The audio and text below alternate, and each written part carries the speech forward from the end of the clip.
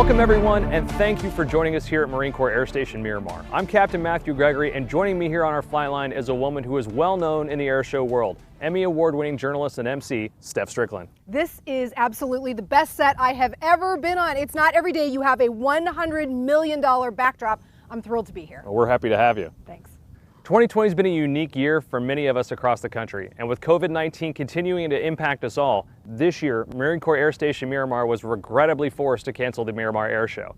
It's only the third time that our base has shuttered the show since the Marine Corps took over here in 1997, and it was certainly a decision we did not want to have to make. Even so, we wanted to find a way to continue the tradition of our air show and bring you the same spirit with some new storytelling. We've affectionately titled this program 2020 Vision because we want to take a look at some of the years past, this current year, and our 2021 show that's yet to come. And we're going to do that through the lens of the performers that you've come to know and love through this show. You are about to meet one of the industry's absolute finest. He is incredibly talented and equally humble. He flies the Red Bull BO-105 helicopter, doing maneuvers that no helicopter should. This is his story.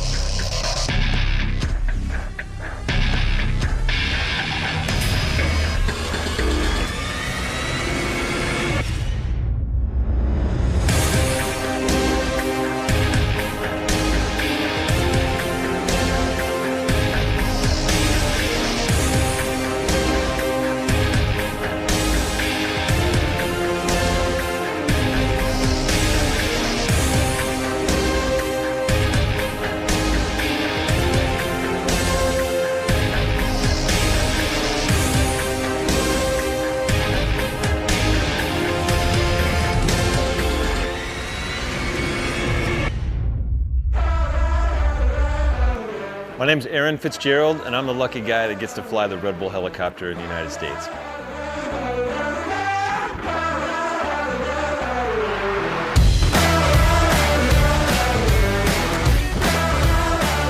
I started flying helicopters in 1994, right when I got out of the Army. When I was in the Army, I wasn't a helicopter pilot. I was an enlisted paratrooper in the 82nd Airborne Division, and I was an artillery specialist. But when I got out, that's when I went to flight school in Long Beach, California, and started flying there. And when I finished training, I went right into flying news helicopters and got into camera work. That kind of gave way to more aerial production, film and television type work. And that's how I initially connected with Red Bull. I was filming a lot of their other projects in that. And then in 2016, at the beginning of 2016, their aerobatic airshow performer retired, and they asked me if I wanted to take the job over. And of course I said yes. For me, there was no choice. It was only helicopters. It's the only thing I ever wanted to do from the time I was a little kid. I never consciously made the decision to go fly helicopters. It's just where I was headed from day one. I always wanted to do that. So even though that school that I went to, Everything Flyable, had the choice of fixed wing and rotary wing, for me, I didn't even see the airplanes. I went straight for the helicopters and built my career in helicopters. Later on, 5-6 years ago, I started flying airplanes, and now I love it, but my career's been built on helicopters. So I was lucky. I trained under the master of helicopter aerobatics, a guy named Rainer Wilke, who's still one of our guys. He's the guy who trained all the Red Bull pilots. So there are 5 of us total, and he's the first one, and he trained the subsequent 4 pilots, of which I'm one of those guys. So I learned from him, and he's been doing it since 1984. Been flying BO-105s, this aircraft, since 1974, and performing since 1984 continuously. And he's probably the best helicopter pilot that ever flew. The challenge in learning aerobatics was trying to unlearn all the muscle memory and the reflexes that I had built up over 20 plus years of flying helicopters and trying to keep them right side up. So to take the controls and go all the way to the stops is really, really unheard of for helicopter pilots. I had never done that before, so I had to really teach myself that it was okay to push the controls as far as you need to do the aerobatics. So that was a big hurdle to overcome for me, just to kind of let go of everything I knew and felt about helicopters and learn to fly them in a completely new way. My military experience had a huge positive impact on the way I've lived my life and what I've done since then. The skill sets aren't necessarily transferable. There's not a whole lot of call for artillery in the civilian world, but what did transfer is the organizational skills, the determination, focus, being organized, being able to get the most out of a day, and also learning how to take the first steps toward a larger goal. Those are military values that I believe that have helped me a lot. I was pretty disorganized mentally and physically before I joined the Army, so that experience was perfect for me and helped me really focus my mind and my energy on my goals ahead. So I use those values and those tools every day. COVID-19 has had a huge negative impact on the whole year, like it has for everybody. Essentially, we lost the whole air show season. As of right now, we have 1, maybe 2 that are still on the schedule, but there's a really high likelihood that those will cancel too. So essentially, we've stood down for the whole season, which is really sad. You know, I'm bummed that I don't get to go do what I do, and I really miss flying in front of people and showing everybody the Red Bull helicopter. But obviously, other people are impacted more heavily and more negatively, and people are sick and losing their lives. So when you put it all in perspective, we're all pretty lucky. But you know, it's sad to not be out there doing what we do. That's for sure. I've tried to use the downtime to practice and stay current and get out there and, you know, keep the skills sharp and everything like that. But the pace of practice has been a little lightened because they don't have the pressure of doing a show every week. So it's been more casual. It was a huge honor to perform at Miramar. You know, it's a pretty famous place in the aviation world. Obviously, they filmed the original Top Gun there, so it was cool to be there and see all that and actually see the tower that buzzed in the movie. You know, Bozo, the pilot that actually flew right past that tower. So to stand there and look at it and remember it from the movie was really cool. And it's a huge honor to be asked. It's a big show, and it's one that's, you know, prestigious and that everybody wants to fly in. So to get invited to it was an honor. It was humbling, and it's a huge honor to perform in front of all the active duty military personnel, all the men and women who are serving today, and the aviators that are out there every day doing it, you know, risking their lives, doing the dangerous, necessary work, and then we got to go there and play and show off and do what we do in air shows, and it was a huge honor, tons of fun, and a humbling experience for sure. So the highlight of Miramar for my sons who got to be there, that was a cool thing for me. My sons were there watching us perform and everything. And when we got back, I said, what was your favorite part of the Miramar Air Show? And they said the MAGTF demo. By hands down, the coolest thing they had seen all season was the MAGTF demo. My favorite part of Miramar is the people, is talking to active duty Marines that have that esprit de corps and the spirit that you guys are known for. It's fun. I wasn't a Marine, but I recognize what makes the Marines great and what makes the Marines special. So to work with you guys and be there on base and see how you do things and work with you, that was a fun thing for me to see and be a part of, and I took away a lot of that. To me, the thing I came away with was being able to, you know, look Marines in the eye and see what they're all about and hear their stories and, you know, just talk about what we do with people who have a lot of passion for it. An air station and an air show doesn't exist without the support of the community that works and lives besides our military members. Part of this includes the elected leaders who not only represent the community, but the military base and its activities. Representative Scott Peters is one such leader who's consistently supported his district and Miramar throughout the years. Hi, I'm Congressman Scott Peters, and I proudly represent California's 52nd Congressional District, which includes the approximately 10,000 Marines stationed at San Diego's very own Marine Corps Air Station Miramar. San Diego looks forward to the biggest air show in the world, the MCAS Miramar AirShow, each and every year. The base welcomes about 500,000 visitors to marvel at Marine Corps aircraft and view awe-inspiring precision aerial demonstrations and static displays of F-35s, F-18s, MV-22 Ospreys, C-130s, CH-53s, vintage aircraft, and even the Blue Angels, comprised of both Navy and Marine aviators and maintenance crews.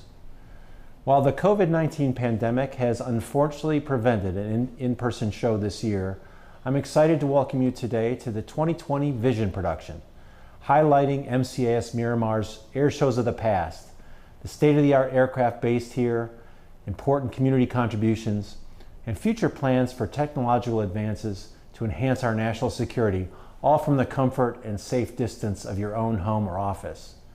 This production will certainly be different from in-person shows, but the aviation, maintenance, and communication teams have worked hard to bring you a unique perspective of the work they do to keep our country safe and free, often from a somewhat unconventional office in the sky and throughout the world. As a member of Congress, I'm especially grateful for the Marines stationed here and the work MCAS Miramar does to benefit our local community. For example, during a recent heat wave, San Diego experienced some rolling blackouts as energy grids were overwhelmed with demand. MCAS Miramar stepped up to provide power generated through its renewable energy-powered microgrid to the region and prevented additional blackouts. The system also ensures that Miramar can self-sufficiently operate in an emergency. Community collaboration is key, and our local community in San Diego appreciates these civilian-military partnerships. As we look to 2021, we're all anticipating a return to normalcy and the return of next year's air show, and I can't wait. Please continue to practice social distancing, wear your masks, and wash your hands so we can all get there faster. We're all fighting this pandemic together, and we all have a role. So I hope you enjoy this program, and I hope you take a moment to appreciate the service and sacrifices of our service members and their families. And for those of you serving in uniform and military family members and veterans, thank you on behalf of a grateful nation. Stay safe and good luck. As Representative Peters mentioned, the air show experience here is absolutely incredible, thanks in part to the F-35s that you see here behind me. But did you know that in 2020, the base here at Miramar got its very first F-35Cs as part of the VMFA 314 as they transition from the Hornet into the Lightning II. Now we have a video for you that showcases the capabilities of this jet and what it brings to the Marine Corps.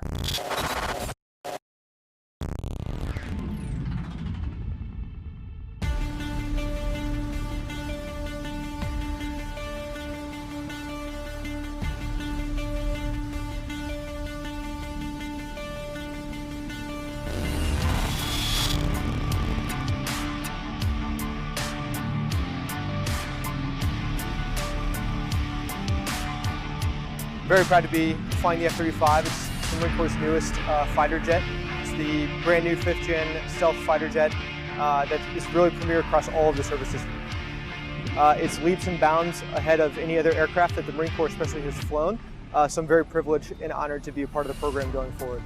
So the F-35C in particular is very critical to the Marine Corps and the MACAF overall, primarily because it's bringing a variety of unique capabilities to the service in particular. So from enhanced data links, targeting systems, and then overall the F-35C has a significant longer time on station because of the amount of fuel that the aircraft can carry. So especially for the warfighters on the ground, the F-35C is going to be very integral to close air support missions, armed reconnaissance missions, and a variety of other air-to-ground missions, as well as when we start talking about some of the more advanced air-to-air or air-to-surface type missions that the F-35 is specifically designed for. The F-35 brings capabilities that other aircraft such as the Harrier and the F-18 were not able to bring to the fight.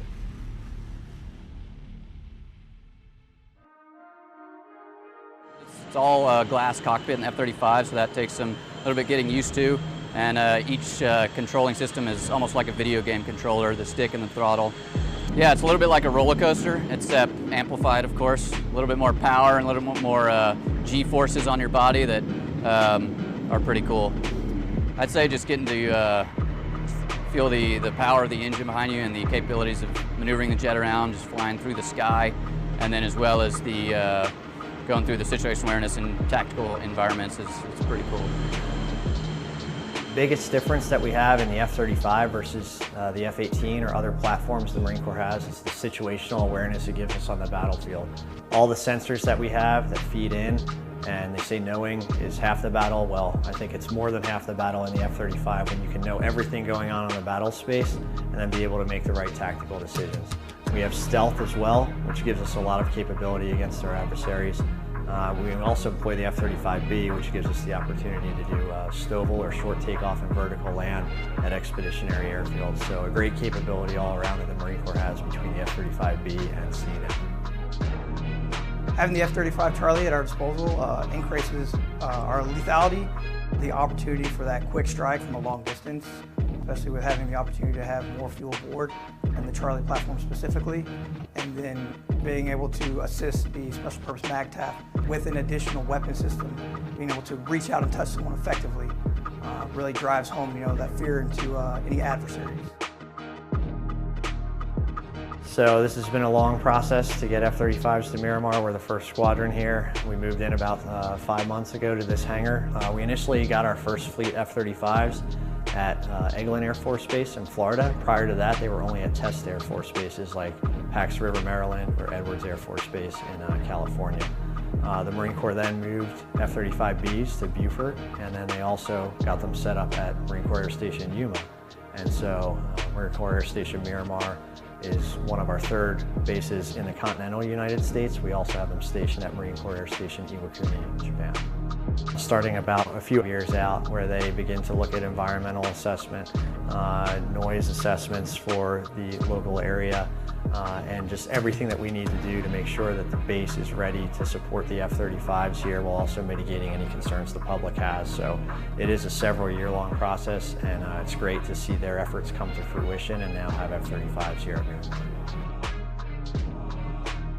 Those that don't know, again, the F-35 is leaps and bounds above every other aircraft the Marine Corps has ever flown. So I often use the analogy, picture old, if you know of it, the Motorola Razr phone, the digital one.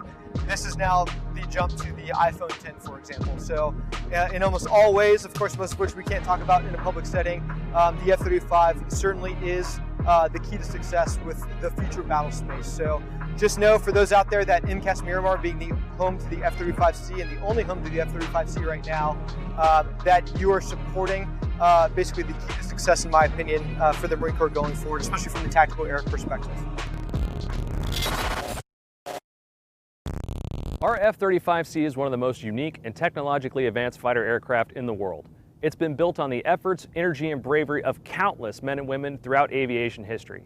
At the 2019 Miramar AirShow, we had the pleasure of hosting a performer who is both uniquely accomplished in and out of the cockpit, and one who celebrates and brings to modern audiences the aviation eras of days past.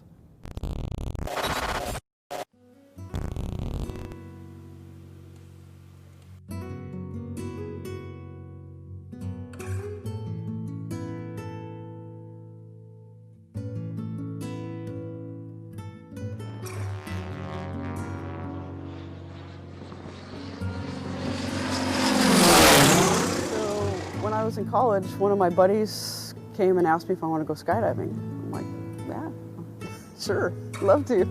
So we went out and went skydiving, and I fell in love with skydiving. So we were jumping, and I was around the airplanes, and I came back and told my parents I have to learn to fly. And so my dad had a buddy that had a 1941 Taylorcraft, which doesn't have an electrical system. It's hand prop. It's fabric and wood airplane. And so I learned to fly in the 1941 Taylorcraft just right up the road here in Watsonville. So that's how I kind of got started in aviation.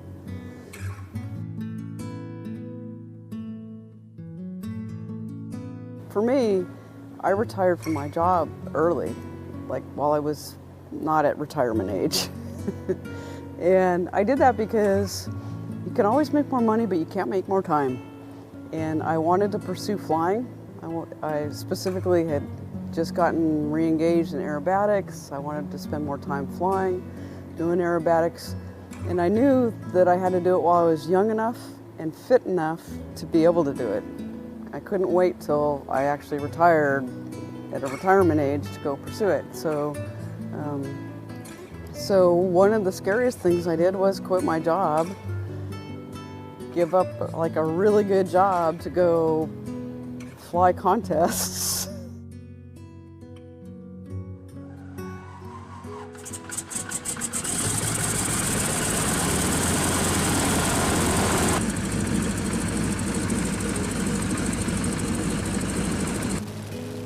Well, I am really looking forward to getting back on the airshow circuit for a whole number of reasons. I mean, one of them is just flying it across the country and everybody waves at you.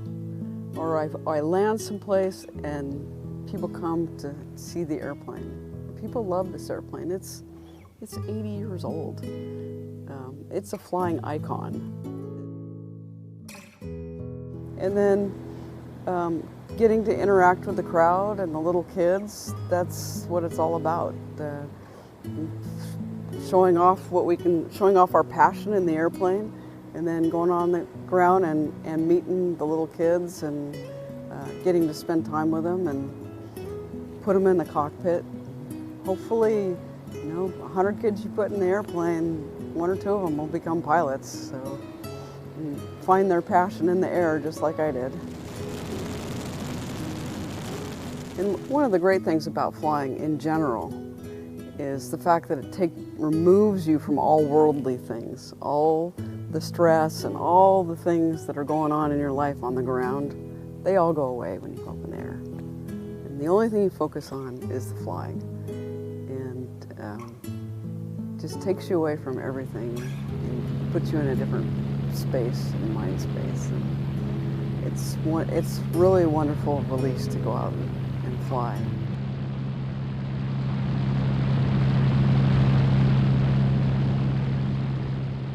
The steerman can't do a lot of flippy-floppy things. It rolls very slowly, but it's very graceful. And what it does very well is it can fly low to the ground, right in front of the audience. It's loud, it makes a lot of noise, a lot of smoke. And the kinds of figures that I do in the steerman are sort of reminiscent of the old style barnstorming, or what the cadets would have learned in World War II, this is a World War II trainer. So I do loops and rolls and point rolls, half Cuban 8s, full Cuban 8s, Humpty Bumps, which is a figure where you go straight up and come down, hammerheads. I do an 8-sided loop and also something called a P-loop, where I pull up and make a 3/4 of a loop and then come straight down. The aerobatics is fun because it's really a free expression of flying. So corporate flying, airline flying, all those disciplines in flying are very structured. But aerobatic flying is sort of a free artistic expression of yourself in the air. And if you can imagine it, you try to make the plane do it.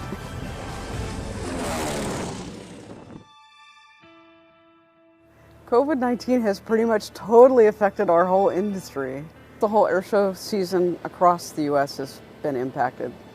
Every airshow I've had has been canceled. In terms of keeping current in the aircraft, I do go out and practice. Not as much because it's not as driven by, oh, I have a show next week, I got to go out and get practice. But I think it's important to keep up your skills. So I'm hoping that we do get a vaccine and we can go out and fly next year. One nice thing about the Miramar Airshow in particular is a huge airshow. The flight line is really long, and one of the really fun things that I got to do while I was there was go around and meet the different squadrons and see their shirts and their banners and stuff that they were selling. And that was pretty cool because each of them has sort of a different logo or motto. The show gets the best performers, at least on the West Coast.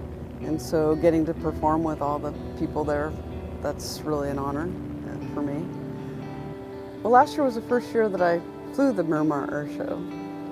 I was thrilled because I've always wanted to fly that show, and hopefully into the future. I'm planning to bring a different aircraft online next year, hopefully in time to fly the show, if not the following year. So I'll be able to also mix up the acts with different aircraft.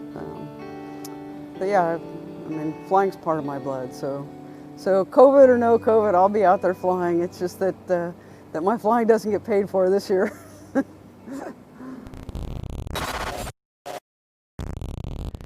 In 1997, the Marine Corps moved from El Toro down here to Marine Corps Air Station Miramar, bringing with it the largest and arguably most capable Marine Air Wing, the 3rd Marine Aircraft Wing. We're proud that they call this place home, and we're also proud to enable them to fix, fly, and fight in the Indo-Pacific and beyond. Hello everyone, my name is Major General Chris Mahoney. I'm the Commanding General of the 3rd Marine Aircraft Wing, headquartered here at Marine Corps Air Station Miramar. And I'd like to welcome you to the greatest virtual air show on the planet. 3rd Marine Aircraft Wing is home to 45 squadrons and a wide variety of aircraft. We fly everything from the AH-1Z helicopter to the airplane I fly, the F-35 Lightning. Our mission is to provide combat-ready expeditionary aviation forces capable of deploying globally on a short notice. To get after this, we train hard. We train year-round. We're constantly refining and evaluating our Marines and sailors, our equipment, and our tactics. As I speak to you, the 3rd Marine Aircraft Wing has Marines and sailors deployed around the world, ready to respond to any call, any crisis, any combat. We run our plays over and over to perfect our ability to deliver precise effects through battle space awareness, logistical support, and air superiority, to name a few. At Miramar, we are proud to be a part of the Southern California community, and we are equally proud of our part in combating California wildfires. That's what good neighbors do. As the Marine Corps continues to prepare for the future, the 3rd Marine Aircraft Wing will continue to adapt and improve. Sleep tight tonight. We will keep our promise to be the most ready and the most lethal when others are not. Though I can't rattle your eardrums with my F-35, I hope you will enjoy the show. Thanks for watching, and I hope to see you next year in person. Celebrating the past and its influence on the future extends across all branches of our armed forces. In 1959, an Army Brigadier General formed the precursor of today's Golden Knights. The 19 military parachutists on the team at the time helped develop modern parachuting techniques. But it was so successful as a recruiting and a public relations tool, the Army formally recognized the team 2 short years later. Watching this video, you can see why.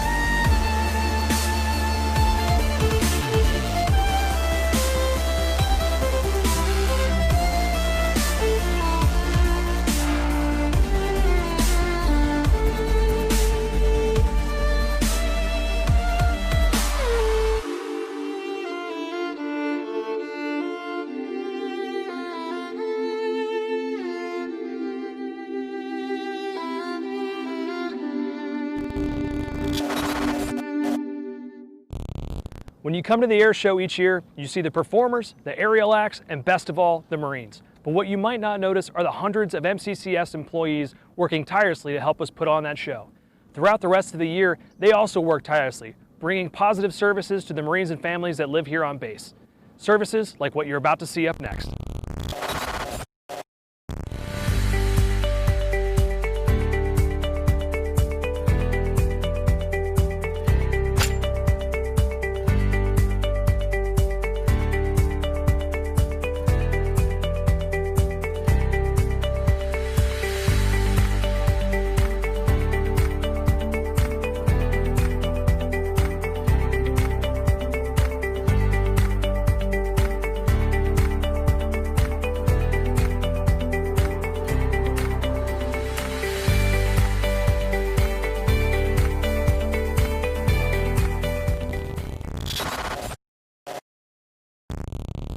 San Diego is the 8th largest city in the United States, and being one of the few Marine Corps installations in a major metropolitan area, Marine Corps Air Station Miramar has a very unique relationship with America's finest city. We got a chance to sit down with the mayor of San Diego, Mayor Kevin Faulkner. Mayor, we appreciate your time. Thank you. It's great to be here. Thank you. I want to know how you would describe the relationship, not only with MCAS Miramar, a relationship that's been around for close to 100 years, but also with the other military installations that reside here. The relationship with all of our military installations is so strong, so incredibly positive. We're very proud of that in San Diego. It's not something we take for granted. Not only our active duty personnel at MCAS Miramar, Naval Base San Diego, U.S. Coast Guard, but particularly all of our veterans. It's part of the fabric of who we are as a city. The air show every year is a time for us to come together to help celebrate that, to have fun, and to reflect on how important and how lucky we are to have that strong military presence in the city and the entire region. Alongside many of the large-scale events that happen here in San Diego, like Comic-Con, the Miramar Airshow brings in hundreds of thousands of people to your city every single year. How do you see that from your perspective?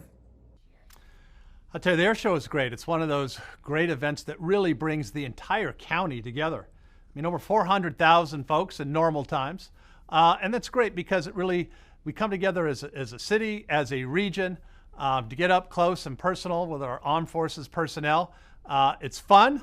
It's always exciting, and it's always a great way to spend the afternoon. Do you have a favorite act or a part of the show? Well, the Blue Angels, of course, are always a favorite, but I love the static displays as well, the chance to go up and see some of not only the most modern equipment, but equipment and planes that have been, in some cases all the way back to World War II. So it's a unique opportunity for those like myself that just love aircraft, but I think also it's a real opportunity to talk up and close with some of our active duty personnel who we are so very, very proud of. Both the county and the city of San Diego have done comparatively well in handling the COVID pandemic. Why is that? I'm proud of our region coming together, both the city and the county. Since day one, we took this virus very seriously, and I think the fact that our numbers, relatively speaking, have done very well really speaks volumes about how serious San Diegans have taken this, doing all of the precautions that we need to do. And again, it's not going back to normal for now, it's about the new normal and how we get through that together with one goal. How are we keeping everyone safe? Miramar is already looking ahead to an air show in 2021, and I know you're serving your last year as mayor, but I am curious what you see in store for San Diego moving forward. It's a different air show this year, obviously, but we're doing things, a little bit differently across the board in San Diego. But what hasn't changed this year is our support for our active duty personnel, the pride we have in our United States military, and the fact that we are so fortunate as a city and as a region to have so many of our active duty and veteran personnel. It's really what separates us as a city and as a region, and something I'm very proud of. Mayor Faulkner, thank you so much for taking the time to sit down with us. The Marine Air Ground Task Force, or MAGTF demo, is one of the biggest draws here at Marine Corps Air Station Miramar's Air Show, encompassing as many air and ground combat assets as we could put on display for the crowd. But it is more than just a show. The MAGTF is just as much a warfighting concept as it is a unit, and we're fortunate enough now to bring you a personal take on the MAGTF from two Marines who have extensive combat and deployment experience. Here's an insider's look at one reason the Marine Corps continues to be a successful warfighting organization in a complex and ever-evolving world. I'm Major Joseph Patterson. I'm Captain Gray Gish. What's your call sign? Sylvan. How do you spell that? Sylvan. It's a joke on how I'm not super smart. Such is life.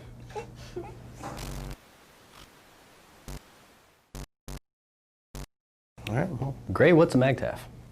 A MAGTAF is a mini version of the Marine Corps that allows the Marine Corps to be forward fixed. So comprised of the air combat element, the ACE, ground combat element, lieu, devil dog, and then the logistics combat element, all comprised into one little umbrella that has every asset that the Marine Corps has available to it to try and employ its power against our enemies.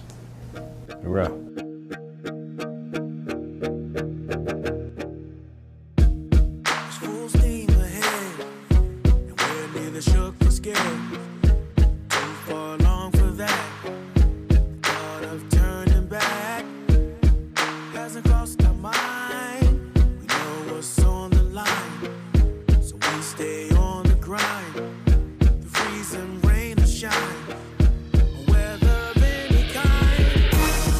The MAGTAF is the Marine Corps. Like, that is us. That's how we fight. A MAGTAF it's like a team. It's scalable for any possible situation that the Marine Corps Navy team could get brought in to fix. It can be as small as a company size ground unit, and it can go all the way up to a MEF. A MEF is a MAGTAF, and a MEF is 40,000 Marines, fully self-deployable, self-sustainable, ready to bring help or be someone's worst nightmare if the situation calls for it. I think what makes the MAGTAF so special is the fact that, like you were saying, it has the ability to not only be scalable but tailorable to whatever they need to do, whereas other branches may not provide such a wide variety, like humanitarian aid, disaster relief, and the same deployment. With a MAGTAF, you can do some sort of hurricane relief efforts. And you can also do some sort of combat operations in different areas throughout the world. I think MAGTAF, it can be on a boat, it can be on shore, it is wherever whoever's in charge of it needs it to be.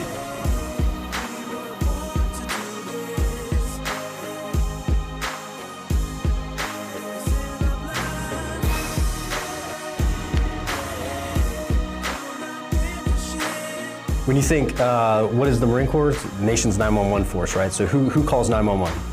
The President of the United States calls 911 and sends shock troops ashore. That's the Marine Corps. For sure, you know, combat operations all the way back to the 1950s, really. I think the MAGTAF was established officially in 1953 and then formalized in the 60s at some point. But since then, that's how we've been fighting. Like with the advent of air and logistics, and then what really separates the MAGTAF and makes it special, it's one commander in charge of that specific force. So it's all the forces that are needed to accomplish said mission under the direction of one commander. Like, it's just like Gray was talking about with scalable and varies on the mission. So if we look at recent history, embassy reinforcements, which I think you had a hand in most recently, flying in the ground combat element into an embassy reinforcement, whether it's perimeter security, embassy, fixed site security. Maybe it's a natural disaster that's ravaged a country and they need the support of America. We can show up and deliver no matter what's being asked.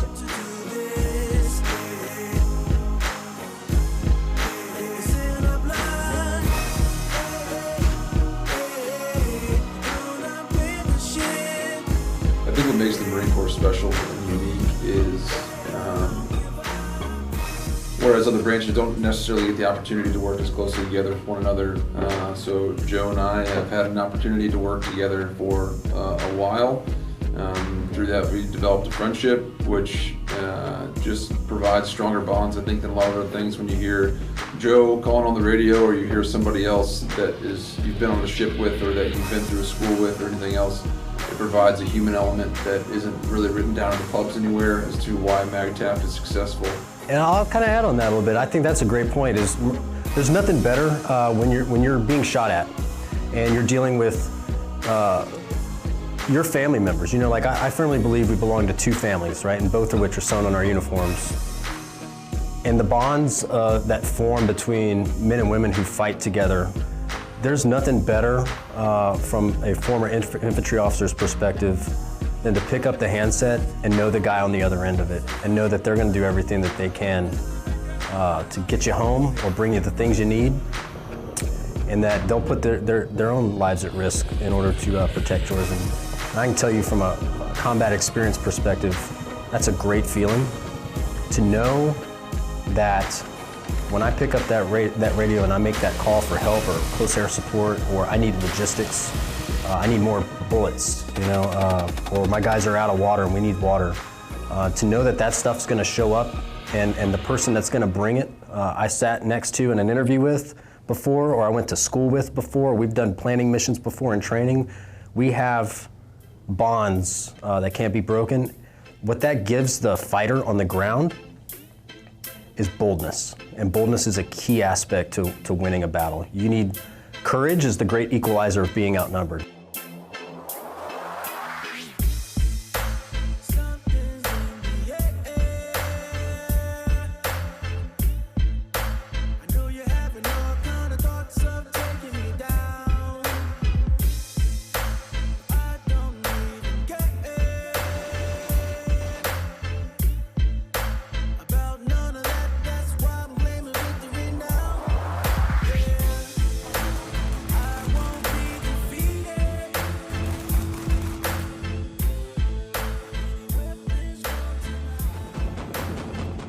That's why you can take, 20 Marines, put them in a fight with 150 enemy, just like in Shawan, Afghanistan in 2008, and they'll come out victorious with, in this case, that specific story, no killed, but destroyed an enemy position.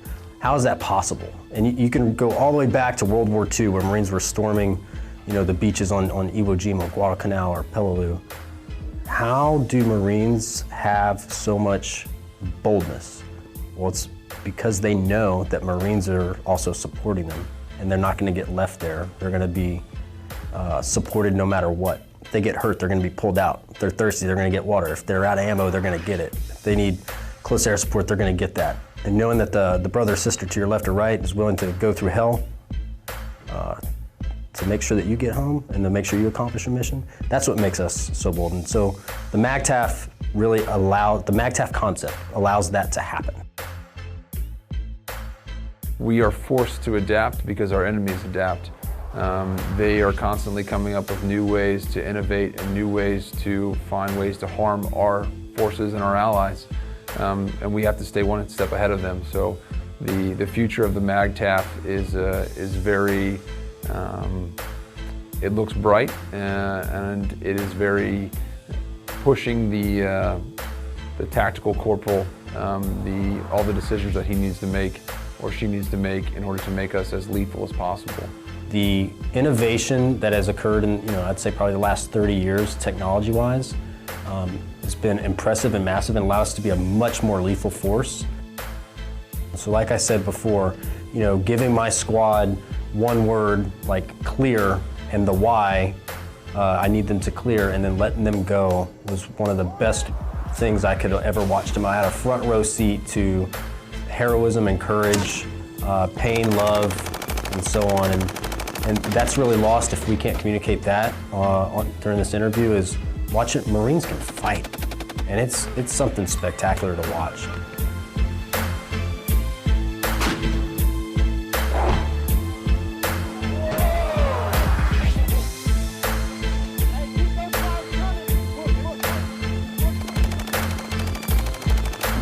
The MAGTF demo at the Marine Corps Air Station Miramar AirShow, regardless of year, is always a big hit, right? Because it kind of features all of these things that you and I are talking about, but it features it all in one very concise, closed-in box. So you get to see the F-18s, F-35s, and an aircraft that would be really delivering ordnance on an enemy objective deep. Whereas even as an infantry guy as part of MAGTF, I wouldn't see that because it's happening so far away.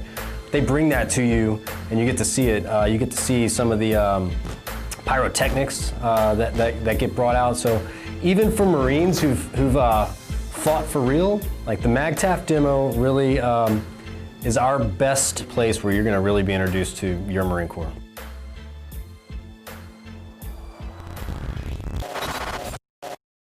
One of our favorite performers got his start at Miramar by requesting to come here on static, and he was such a hit that he flew in 2018, 2019, and was supposed to be here in 2020. But if you don't know, John Melby also worked top secret black ops for the CIA, the Army Delta Force, and the Navy.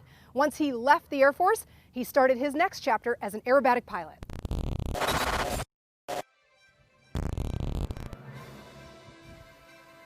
Hi, welcome to the 2020 Miramar AirShow produced webcast. My name is John Melby, a professional airshow pilot since 2002. Normally this would be my 4th airshow performing at Miramar, and unfortunately I can't fly my aircraft for you at the airshow, but maybe you're going to learn a little bit about me, my airplane, and what it is that I believe in terms of the Miramar AirShow. So welcome aboard. So when I was younger, like 10 years old, my dad wanted to learn how to fly, and I heard all these stories from him about flying. And I asked, can I go flying with you on one of your lessons? And I grew up in Duluth, Minnesota, so it's by Lake Superior, it's just beautiful there. And he said, sure. And I'm like, this is so cool. And it's like a bug that bites you or something, and I'm like, I gotta fly someday, I have to do this. And since that time, I've owned an airplane at 19 years old. I've owned several different airplanes. I'm on my 7th and 8th airplane now, and really wanting to fly professionally. So I chose the path of being an airshow pilot. It fulfills that part of me that has to be a creative showman, and at the same time being real with people. And so for the rest of my life, I'll always fly. I guess the question would be, what do I love most about being an airshow pilot? I like the crowds. I'm a performer by nature, and when I'm standing there, what I like is the eye contact. If I have my flight suit on, I'm standing by my airplane, and I walk up to the crowd, all eyes are on me. So I can talk to them. I usually joke around. It's like, you know, it's my first day flying, so you guys kind of judge me on this, or do something like that. So the thing that I love about being an airshow pilot is that I can build this relationship with the crowd. And I do that before I fly because it's better if you know somebody who's a friend of yours that's doing something like that. So I build a friendship first, then I go out and fly my airplane. And after I'm done, everyone's giving me the high fives because I'm their friend. And I take them with me in some regard. The other thing too is the travel. What you see from the air, what I've seen my entire life, flying all over the place, all over North America, is just amazing. Between the oceans, the rivers, mountains, it's just absolutely gorgeous. I started flying air shows in 2002, and to become an airshow pilot's insane. I mean, there's a lot to it. And I look back at that time to where I'm at today. I'm a professional airshow pilot. I'm surface level qualified, formation aerobatic qualified, and I fly like at Miramar when there's 1.5 million people there, 500,000 people a day, and I don't really think about it that much. And the thing is, I've flown air shows throughout North America, about 240 air shows so far in the 20 years as an airshow pilot. There's nothing better. Nothing better than acquiring to fly at Miramar. Because Miramar is in San Diego, Top Gun, you always think about that. But that's something you have to work your way up into. You can't just go fly there because it's such a big air show. So of all the air shows I've flown, my favorite is flying at Miramar. The American flag and the Marines that are there, and they're defending our country, and I'm a veteran, so I just feel at home. So the military for me personally, was the greatest experience to build this foundation for the rest of my life. And I ended up flying with the 8th Special Operations Squadron on MC-130, so 4-engine turboprop. And so the work that we did was basically CIA based, and I worked with SEAL Teams 4, 6, 7, and 8, Delta Force, covert overt operations, night vision goggles, all this stuff. I'm in the military, so I had to go through SEER training, which is survival school training, prisoner of war camp training. When I'm flying at 19, 20 years old, carrying a a 9mm weapon with 3 clips of 15 hollow points going into a combat situation, you just don't know what to expect. And if you're freaking out and you're scared, it's not going to help you. Because I served my country, I've lost friends of mine in combat. I want to be a giver. I want to give back. I can take the experiences that I've had in life and convert that into helping people to achieve their dreams. And Fear Boss is really about that. Become a boss of your fear so you can achieve your dreams. So the Fear Boss is about a message, taking your gifts, your talents, figuring out what they are, the fears that you have, quarantining them, and then going after that one dream that you have and achieve it. And once you achieve that one dream and you get it, then go on to the next one and the next one. So my motto that I live by is everything happens for a reason. And I'm a strong believer in that. And that means that if you step out to go do something, there's going to be a consequence. But the beautiful thing is, overcoming fear means that you take a little side road and you go into something you've never seen before and taste it and smell it and see if it's something you can do and just keep pressing forward. So for my life, I've had, between flying special operations in the military at 19 years old, not the brightest back then, but I just did what my superiors and everyone above me who flew in Air America in Vietnam and all kinds of crazy stuff, they protected me and they actually helped build that with me to have a lot more strength at a younger age. But everything I've ever done has been able to step out with a little fear and trepidation, but yet I've been able to overcome that. And over time, by doing that multiple times in my life, I own multiple businesses, I've got multiple airplanes. Every single one of those steps is scary because it's new. And what happens is you overcome the fear by experience. Just like when you get a job for the first time, or maybe the first time you drive a car, it's scary, but then over time, you become better and better and better at it. So then the fear goes away.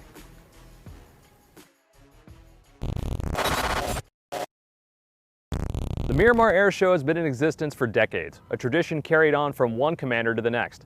2020 is the 3rd year for our current commanding officer, Colonel Charles Dockery. We got a chance to sit down with him and reflect on his experiences over the last few years and what 2020 means for both the air station and the AirShow. Check it out. Sir, good afternoon. Thank you again for taking the time out to sit down with us today. You know, normally, I'm banging on your door asking for your time to come out and speak. And this time around, it was a little bit different because I know there's a lot of things you'd like to get out there. So we really do appreciate the time that you've made to sit down and talk to us. No problem. You know, 2020 has been a very unique year for the air station, obviously, and it's been very unique for most everyone across the United States. Ours started with a mission that only a handful of U.S. bases was able to support on. So I'm hoping if you could set the scene back for us in February when the air station got to support the evacuees from Wuhan, China. Yeah, you probably remember we were at the F-35 open house, which was supposed to be the most important thing we did at the air station all year. And as that was wrapping up, Brigadier General Connolly grabbed me and pulled me aside and said, I'm hearing some word that you might be supporting, the evacuee of some American citizens here at Miramar. So just giving you a heads up. And I kind of looked at him and nodded my head and said, okay, sir, got it. And that was that. And that night I went to an Armed Services YMCA dinner. It was their 100th anniversary dinner. And on the way home from that, General Connolly called me again and he said, there'll be some planners at Miramar tomorrow. It's likely that you're going to be hosting some evacuees and, let me know what you need. And so sure enough, on Saturday, Health and Human Services folks started to show up. We got our team together with their team and figured out what the mission was going to be, and we went forward from there. It was nothing that we expected to do. I know from our perspective at Miramar, our eyes were a little bit wide at first, but I think the competence and the confidence that Health and Human Services and Centers for Disease Control brought to the table was good, and it was a very synergistic relationship. We got the mission outlined, we executed, we accomplished, and we did it so well the first time that we were asked to do it a second time with the Grand Princess passengers. So who'd have thought that we went from what was supposed to be the most important event at Miramar all year, and that event has kind of been forgotten about. And but we did it. It was a great mission, and it was a wonderful opportunity here at Miramar to provide for national defense.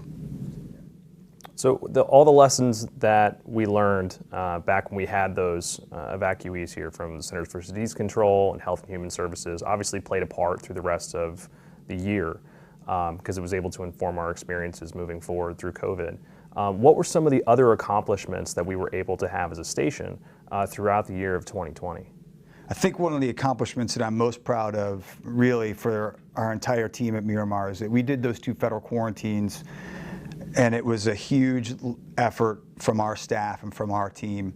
But in and amongst all of it, we still maintained support to all of our tenant units. We didn't have to close or minimize airfield operations one iota. And I think for most of the folks aboard the air station, they didn't even realize it was going on until they turned on the news and they saw some news updates that night. And so I'm really proud of our team for that. Other accomplishments this year, we were a 2020 Secretary of Defense Environmental Quality Award winner, 2020 Secretary of the Navy Energy Award winner. We just recently were awarded the San Diego Military Advisory Council Nancy Dix Award for achievement for the work we did during COVID. So that's a great one because it's a little bit of local recognition.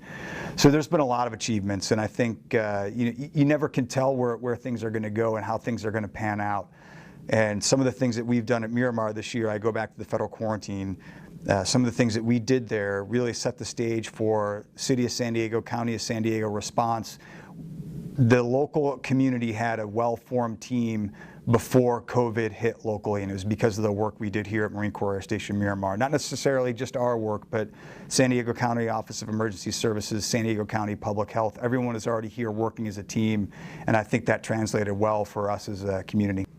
Sure, obviously that's one very big way that we were able to give back to the community. But recently we've had a lot of power issues here in San Diego due to the heat and a lot of the electrical draw.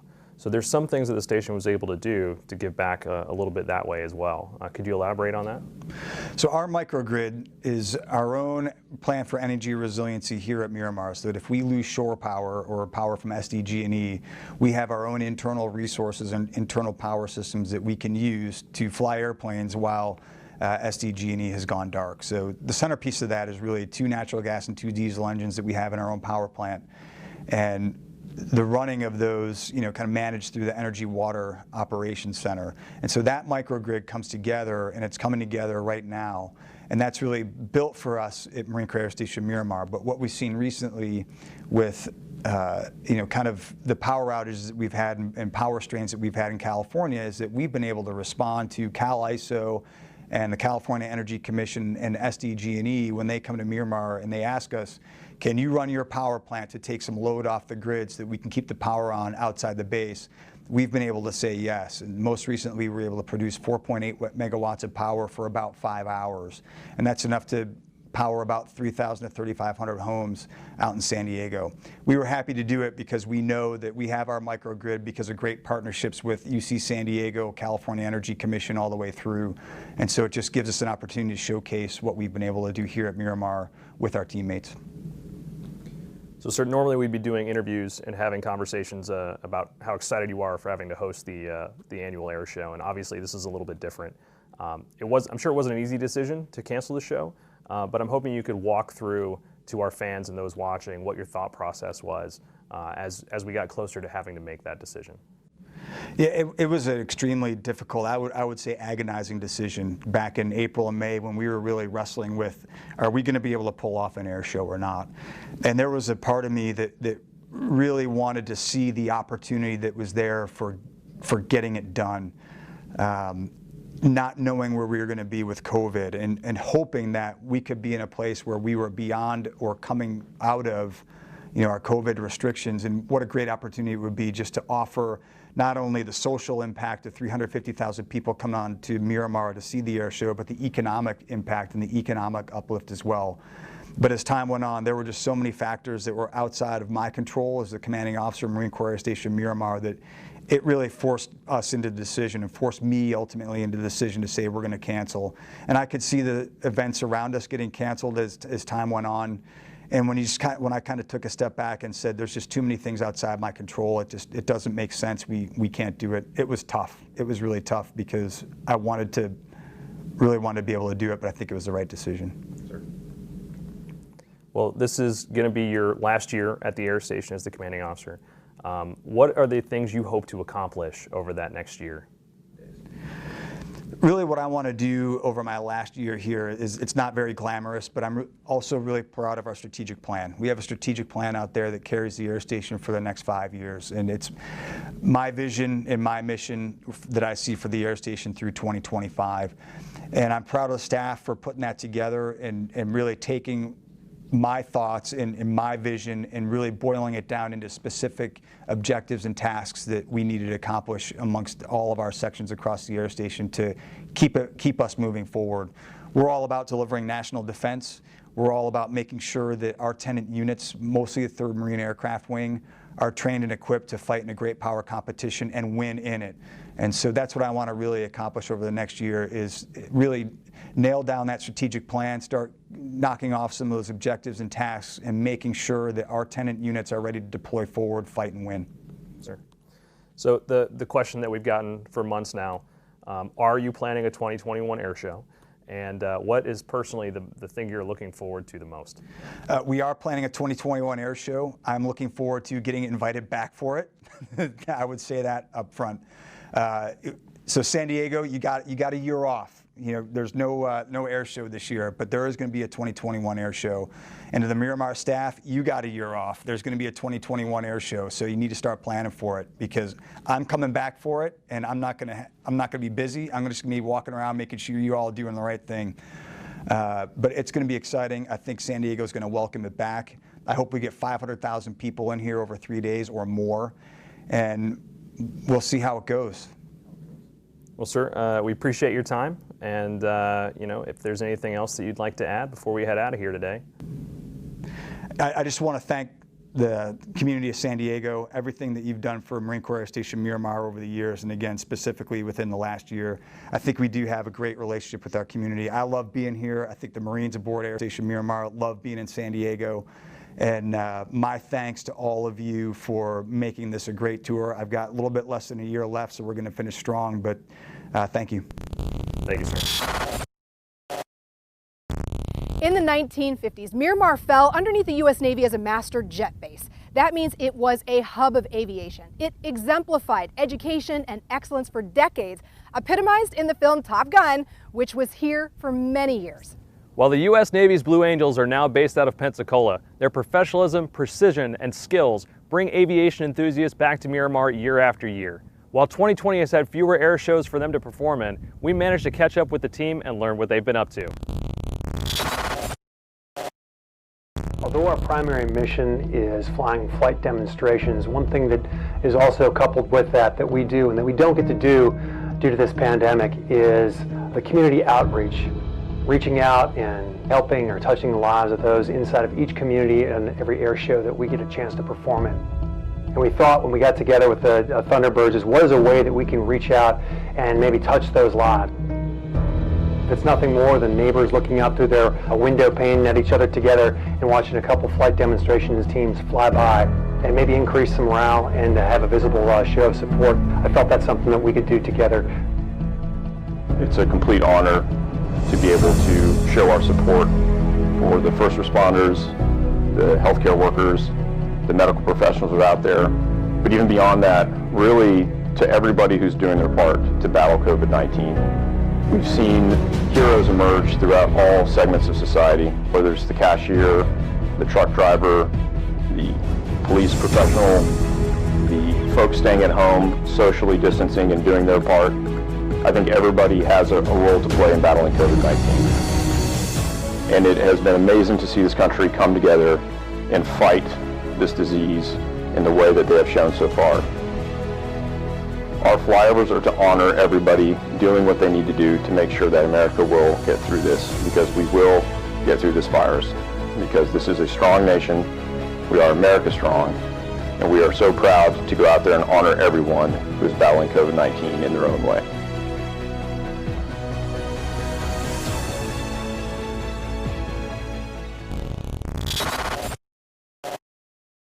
We really hope that you have enjoyed watching what we've put together for you. 2020 Vision is a unique show in a unique year. So thank you for your time, and we hope to see you here in 2021.